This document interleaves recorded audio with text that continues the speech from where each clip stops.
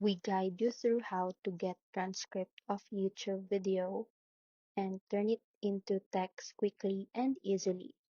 So the first thing you need to do is to open your YouTube video you want and look below the video player for the three dots next to the share and save buttons. Then click show transcripts and a panel will appear on the right side displaying the full captions of the video. From here, you can toggle timestamps on or off depending on your preference. Then simply highlight all the text and copy it to your clipboard. If the transcript option is not available, make sure the video has captions and enabled by clicking the CC button.